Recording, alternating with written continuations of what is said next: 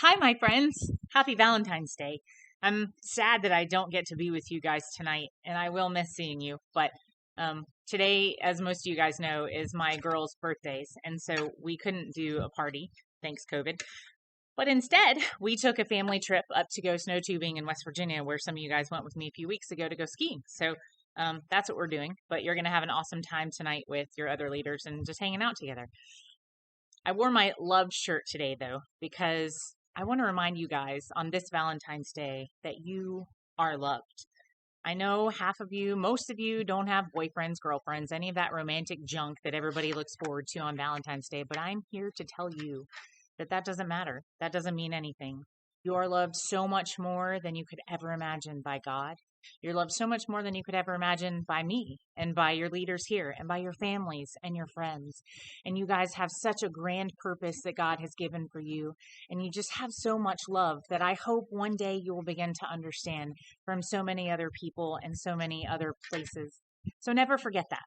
And let that be your focus on Valentine's Day, okay? I do love you guys, and I'm missing being with you tonight. So today's discussion is on words. The last few weeks we've been talking about emotions and how to control our emotions, and kind of dovetailing out of that is words and how powerful words are. So I have to ask, have you noticed how much attention words get? Whether it's the words of a politician or the tweets of a celebrity, the comments of an athlete, or the words someone said in the hallway at school before they got suspended. Whatever the context might be, words are a big deal. Since we were kids, we were taught the classic nursery rhyme, sticks and stones may break my bones, but words will never hurt me. We were told that words don't hurt. What do you guys think about that? How many of y'all have been hurt by someone else's words? I'll never forget a quiz I took in Spanish class in high school. I finished early and started talking to other friends around me. I tried to whisper, but y'all know I'm loud, right? And so one of my classmates, who obviously was interested in getting a good score on her quiz, wasn't a big fan of all my talking. And so she leans over and she's like, shh. It didn't faze me. I had a social life to maintain. So I kept talking and she gave me another shh with that like glare on her face, right? But I was still talking. And that's when I pushed her to her limit. She finally snapped and she goes, "Stop! You're so annoying." I'll never forget how I felt in that moment. I'm not sure why, but the word annoying hit me wrong. Annoying was something I never wanted to be. I wanted to be liked. I wanted to be funny and I wanted to be cool. I didn't want to be annoying.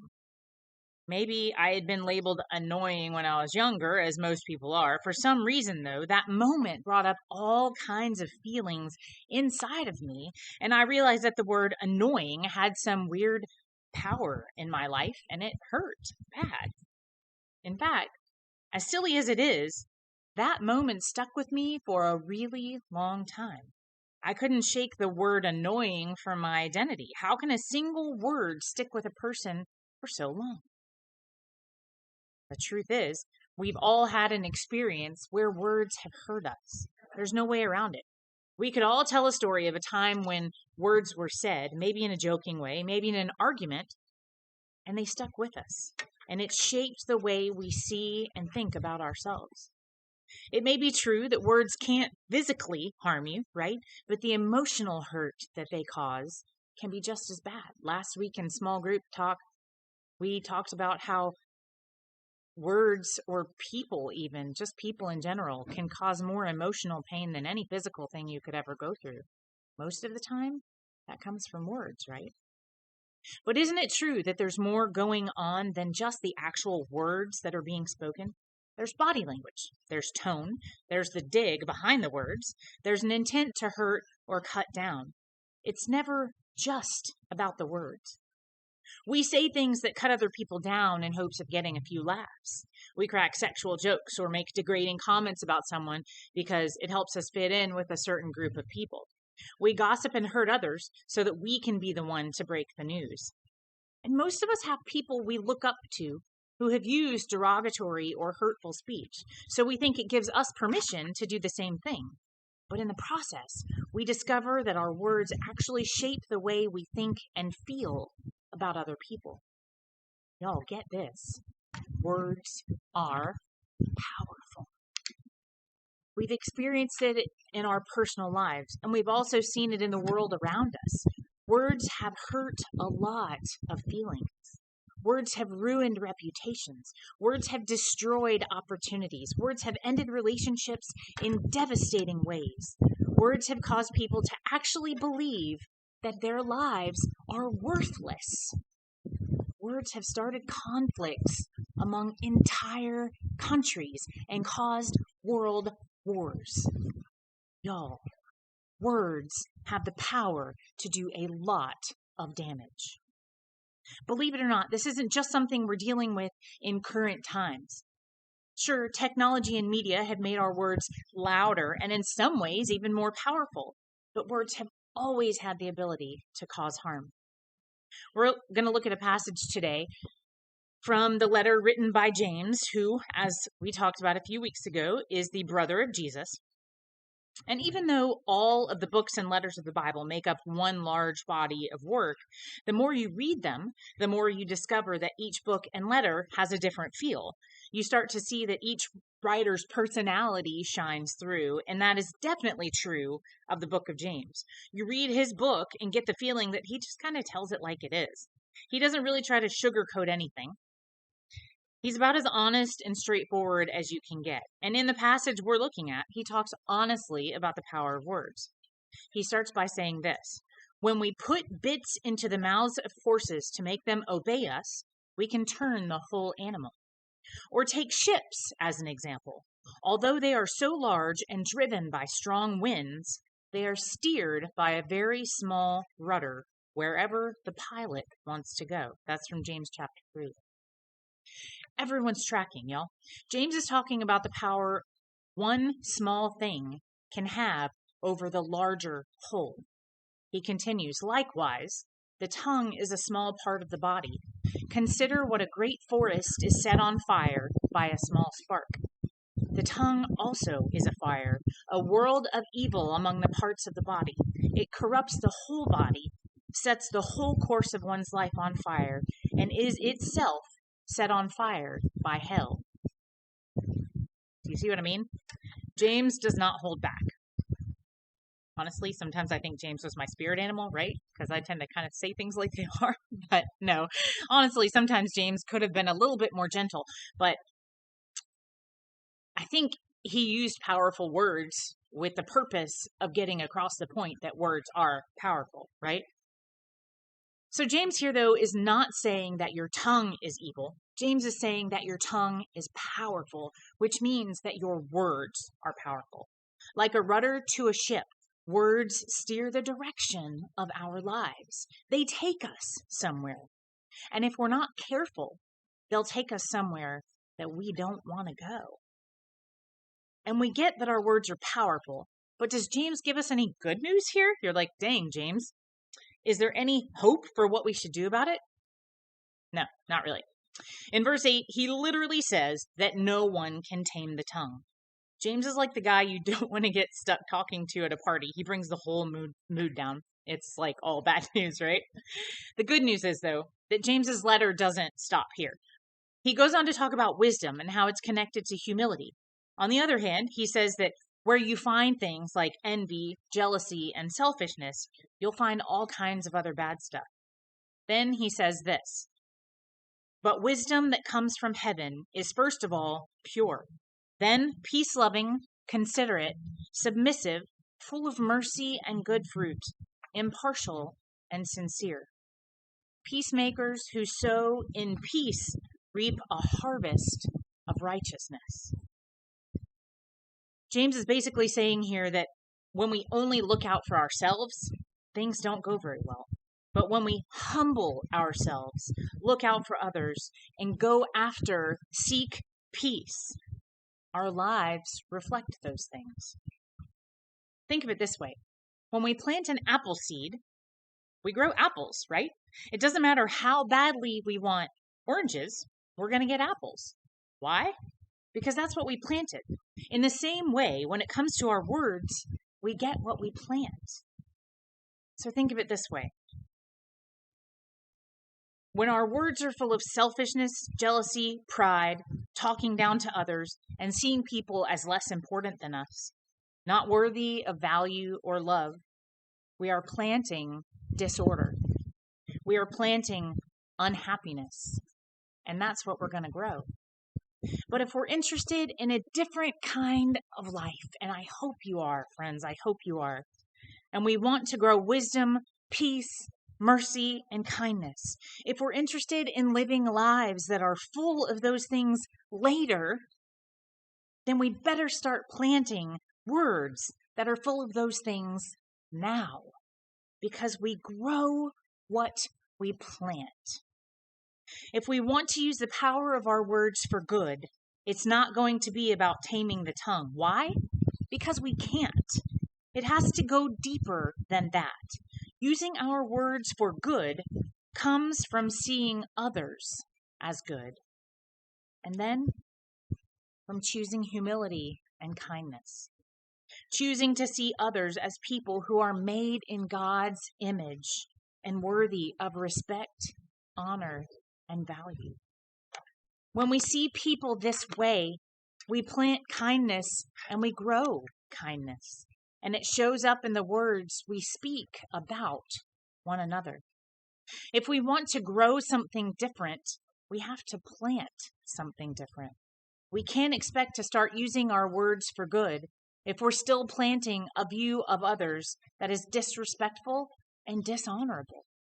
If we want our words to be used as a power for good, we need to change what we plant.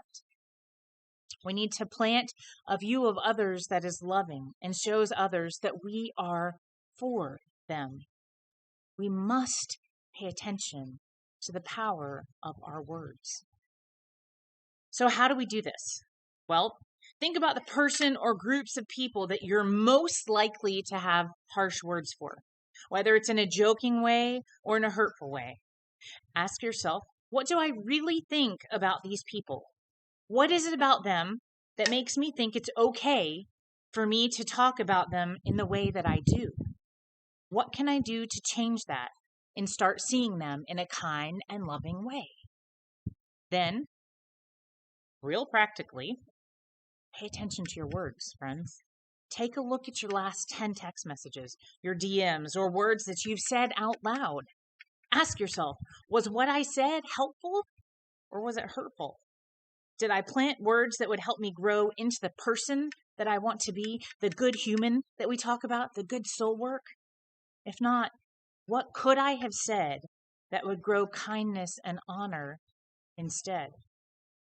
Would silence have been a better decision? You know, your parents probably said a lot of the same things my mom used to say. If you can't say anything nice, don't say anything at all. That still stands true, friends. Sometimes silence is a better choice. When you look at your words, what do they communicate about what you're planting and what you're growing? Think about tools that you have access to that will help you guard your words. Here's a few ideas. 1, when getting a text message that frustrates you or makes you angry, don't respond right away. Take a few minutes to think through your response. Think about why the text frustrated you, and then come up with a response once you've calmed down. Y'all, I still do this. To this day, if I get an email or a text message or anything in writing that frustrates me or makes me mad or upset or I'm not really sure how to handle, I will write an email back or a text message back and I'll let it sit there and I'll walk away from it and I'll come back. Most of the time it's the next day if it's something that's super frustrating, and I'll reread, because by then I would have had time to calm down and chill a little bit and really take note of the words that I'm choosing because they're powerful, right? Second one, ask yourself, does this situation need more words? Does it need me to add to the chaos of the situation? Sometimes less is more. 3, buy yourself time to think. It's common to want to snap back at parents, teachers, and other people when you're frustrated. I get it. I promise, okay? I'm preaching to the choir here too, all right? It's easy to let emotions take over. Give yourself a few seconds to think through your response, okay? And 4, get in the habit of planting encouraging words that build others up. Think about who you can reach out to tonight just to say thank you or to let them know how they've impacted your life. Or y'all, I know I've told you this before. Think about a time when someone has used words to either hurt you or to build you up. Y'all, you never forget the way people make you feel with their words. When someone's told you you're beautiful or handsome or you're talented or someone has complimented you in some way, you know how that feels. You like how that feels. On the flip side, when someone's called you fat or ugly or made fun of you in some way, shape, or form, you know how that feels too. So get in the habit of planting encouraging words that build other people up. Be that person who walks past a girl in the hallway and you say to her, "You look really pretty today," or whatever it is, or "That was an awesome soccer goal you made last night," whatever it is, anything that's kind and builds other people up. Y'all, the tongue is very powerful. James made that clear, and our experiences in life have made that clear. But if we want to make a change, we have to do more than just change our words. We have to change our hearts. We have to plant something better, a different way of seeing people. That is when we grow in kindness. Y'all, this is important for everyone. This is a principle that's true whether you're a follower of Jesus or not. You grow what you plant. You've heard that. You reap what you sow. Absolutely. So pay attention to the power of your words and what you're planting. If you're a follower of Jesus, this is more than just a good idea. It's absolutely necessary. Jesus tells us to love, value, and respect others, and that means everyone. And the first place to start doing this is with our words. Just imagine if you decided to pay attention to the power of your words. Imagine if you started caring more about what you planted with your words. Imagine if your words were focused more on growing life and relationships that you wanted. Imagine if you used your words differently than most of your peers, and people could trust you and turn to you to speak truth into their lives. Imagine if your words were used by God to bring hope and healing to others because you used them to plant kindness. Y'all, I cannot stress it enough. Words are powerful.